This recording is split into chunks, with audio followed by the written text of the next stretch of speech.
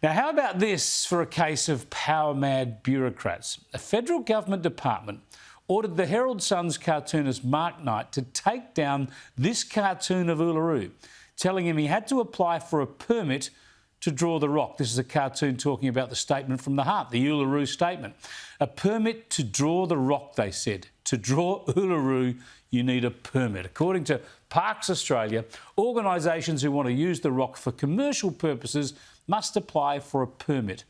After a bit of back and forth, the agency backed down and issued an apology. Let me bring in Mark Knight live from Melbourne now. Good to talk to you again, Mark. This must have just about knocked you out of your chair when you saw this letter. Look, as a cartoonist, I think these things are fantastic. They just make my day, Chris, because it sort of confirms all these cartoons I've always drawn about madhouse bureaucracies and some of the decisions they make. But I did actually think it was a prank. And Yes. I read it a couple of times and I thought, no, I think this is fair income. And so I referred it to my editor and, of course, my editorial manager, and they went, wow.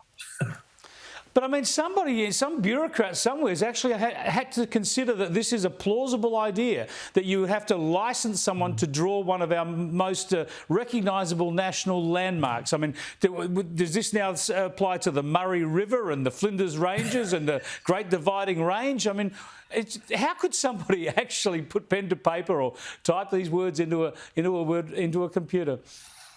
I'm a great fan of Yes Minister. I didn't Yes. see there's anything out of the ordinary in that sort of fold. But yes, drawing the 12 apostles. I'm drawing Albo this afternoon, and I'm just emailing for a permit now to do that.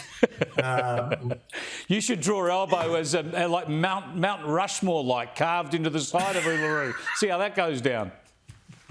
I was hoping to have a quiet afternoon, Chris, after the weekend I've just been through. So, but I think it just shows you that a lot of these bureaucracies are so divorced from the real world that they really do think that what they're doing is totally within reason. And I think what happened was when the Herald Sun lawyers contacted them and brought this to their attention, it went up the pecking order a little bit, and someone finally said, what the hell is this? What are we talking about? And sanity prevailed, and they withdrew the letter. But it did take a day of negotiation. Yeah, for a while there, you were stuck between a rock and a hard place, no doubt.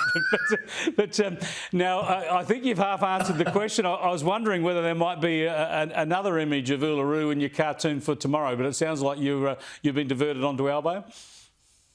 Well, of course, there's Albo and power prices, but then just before, while I was waiting to go on air, Daniel Andrews has released his new ministry following his election win, and I have a cartoon lined up for Daniel, I think.